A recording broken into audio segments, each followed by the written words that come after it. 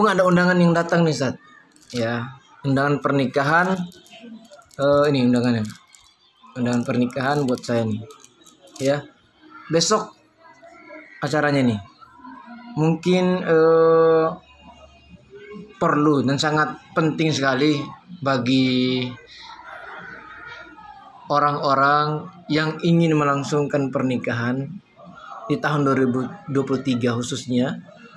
Ya, mungkin ada nasihat-nasihatnya Ustaz. Alhamdulillah wa syukurillah ala ni'amillah. Kita bersyukur atas nikmat Allah. Jadi pertama, ini sepertinya pertanyaan yang sangat sulit Ustaznya bagi saya. Karena saya juga nih baru menikah gitu. Dan Udah berapa tahun Ustaz? Ya lebih kurang mungkin 1 tahun lebih. Udah punya anak kan? Alhamdulillah. Kalau udah punya anak berarti udah lama nikah Ustaz. Iya, alhamdulillah. Mungkin pengalaman hidup saya dalam menjalankan rumah tangga saya rasa masih sedikit sekali. Iya. Ibarat kapal itu masih di pinggir laut.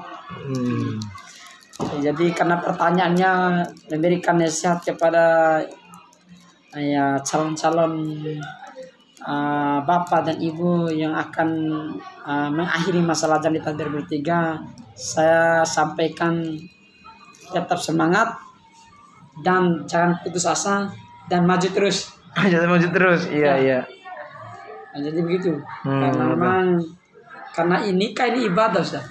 Iya. Jadi yang namanya ibadah itu wasari ila magfirati rabbil alamin. Jadi kita harus bersegera ya dalam menjalankan ibadah. Jadi ibadah itu sebaiknya tidak boleh ditunda. Jadi dipercepat justru dipercepat. Iya. Seperti pengalaman saya dulu. Oh, berarti katanya tadi pengalamannya baru dikit ini udah mulai cerita pengalaman. Awal ingin masuk mengakhiri masa lajang itu sebenarnya dalam diri sendiri sebenarnya masih ragu.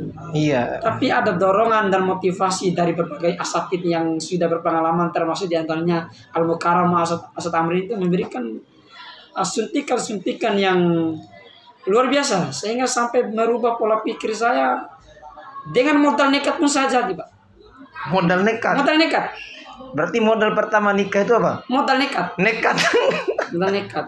Namun setelah berjalannya waktu, Allah Subhanahu Wa Taala permudahkan jalannya. Tentu yang namanya materi tidak dibutuhkan dalam hal itu, tapi Allah permudah hambanya dalam menjalankan ibadah. Artinya bagi siapapun yang hari ini punya tekad dan niat untuk mengakhiri masa lajangnya di tahun 2023 ini, segerakan. Ya. Tidak perlu tunggu musim. Mau musim hujan, mau musim panas sama saja. Ya, tetap judulnya nikah. Ya, ibadahnya sama saja nilainya. Dan jangan lupa undang Ustaz Amrin, termasuk para alim ulama yang insya Allah menambah keberkahan dalam acara tersebut. Ya, jangan perbanyak orang-orang yang datang hanya untuk istilahnya melihat pernikahan kita tapi tidak memberikan doa. Yang kita harapkan adalah di mana mereka datang ini selain daripada memberikan doa, tapi kehadiran mereka justru membawa berkah. Iya betul. Ya, makanya yang pertama kita udah nanti adalah para janda-janda. Para janda. Oh, diundang janda-janda. Para janda, wajib ini janda. Kemudian para alasannya kenapa? Yatim. Gini, hadis Nabi sudah jelas itu Ustaz Amri. Iya. Bahwa barang siapa yang istilahnya memberikan nafkah dalam artian sedekah mungkin ya. Iya. Kepada janda dan anak yatim ini, ya samanya dia memiliki pahala seperti orang yang berjihad di jalan Allah, fisabilillah. Begitu besar sekali. Ya. Sampai ada hadis kemarin kita baca itu saja. Ya. Makan seburuk-buruknya makanan adalah makanan walimah yang diundang hanyalah orang-orang kaya, orang kaya maksudnya. Ya, sedangkan orang fakirnya nggak diundang. Betul. Makanya hadis jelas di sana yang diriwayatkan an Abi Hurairah itu radhiyallahu anhu bisa ta'amul walimah. Yud'a ilaiha ala ganiya wa yatrakul fuqara.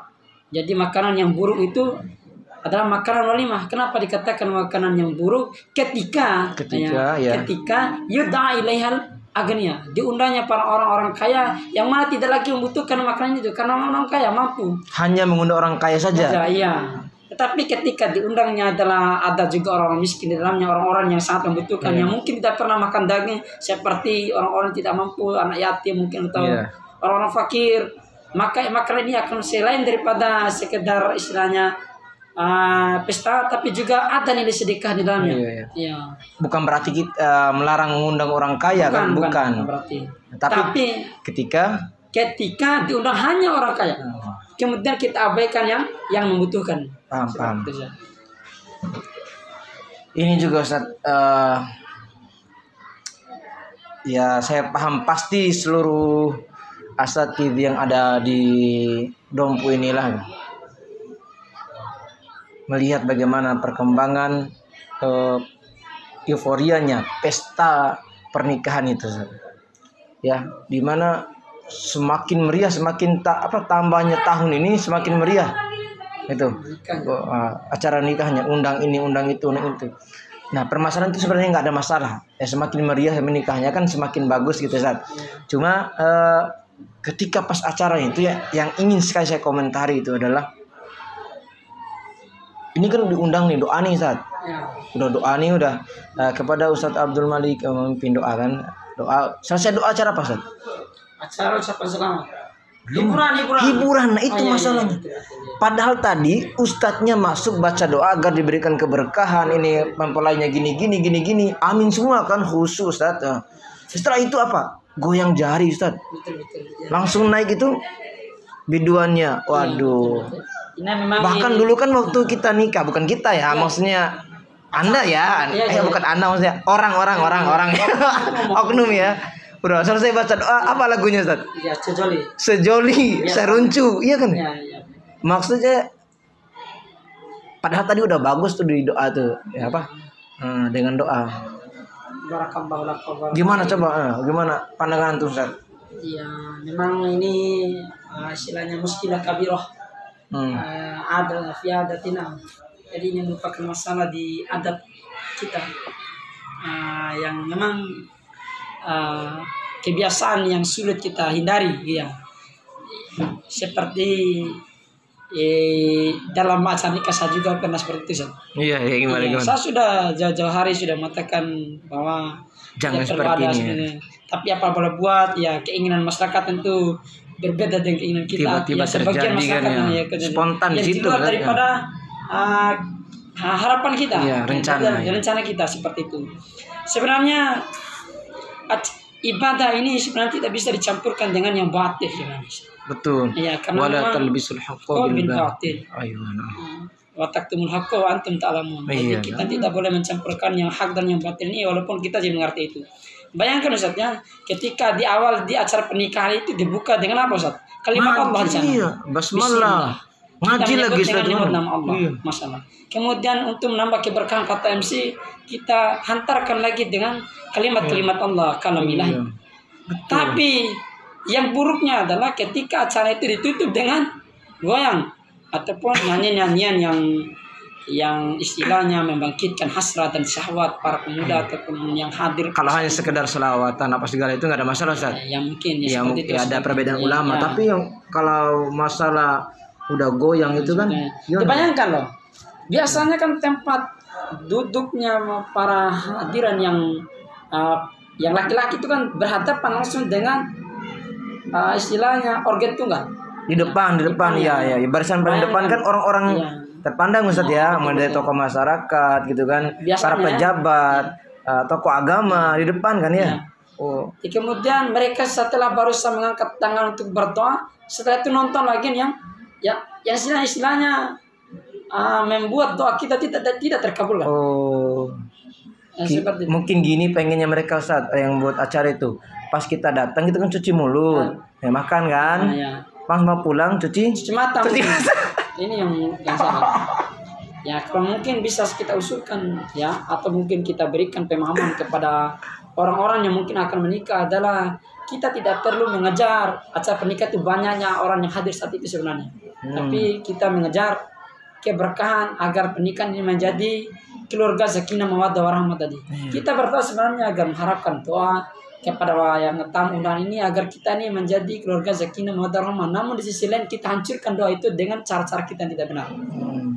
sehingga ya acaranya besar, ya mewah, namun belum tentu menjamin kebahagiaan orang yang menikah tersebut. Ya, Kira-kira paham. seperti itu. Iya. Di Ranggo kemarin dulu ya, tahun yang lalu lah, pernah kejadian Ustaz, ada keluarga gitu kan, keluarga mempelai itu dia mengadakan acara pernikahan di mana tidak ada organ tunggal. Kemudian antum hadir ya? Belum tahu saya, mungkin saya nggak bisa. Oh iya. Situ tuh. Iya. Terus itu dipakai hijab kan, satir Iya, kan? Farq baina satir antara laki-laki dan perempuan. Bahkan mempelainya pun dipisah. Nah, pada saat itu banyak komen ya, ada yang negatif, ada yang positif dari masyarakat. Pandangan orang yang beda-beda. Nah, yang pandangan negatifnya seperti ini. Kok gitu amat sih, Ustaz? Nah, seperti itu. Nah, pandangan Islam sendiri itu kayak gimana sih tentang penerapan satir itu? Baik, kalau kita kembalikan kepada sejarah kita suku Bima Dompu kata demikian. Pada sejak awal kita orang Bima Dompu di mulai Islam memang seperti itu caranya. Kita belum bisa melihat calon istri kita sampai pada saatnya kita sudah benar-benar sah menjadi istri kita. Iya. Nah, jadi saat itu. Namun budaya itu kan bergeser dengan adanya istilahnya berbagai macam tontonan yang dijadikan tuntunan itu. Nah, terkait masalah itu pandangan saya mungkin justru itu baik karena yang tadi nikah dengan pisah kan gitu. Ya, yang berkeinginan menikah itu kan bukan tamu hadirin undangan itu, tapi yang menikah itu adalah pada acara akad itu, bukan pada acara walimah itu, acara pesta maksudnya ya. Justru itu bagi saya orang yang memiliki hajat itu berniat baik bukan pada untuk dirinya, tapi justru juga pada tamu undangan. Agar gimana? Mungkin agar tidak terjadinya ikhtilat antara laki-laki dan perempuan. Ya, mungkin geseran atau mungkin diri kematan sebagainya yang bisa menyebabkan itu istilahnya hal-hal yang tidak diinginkan antara laki-laki dan perempuan. Memang kan begitu Ustaz dalam Islamnya.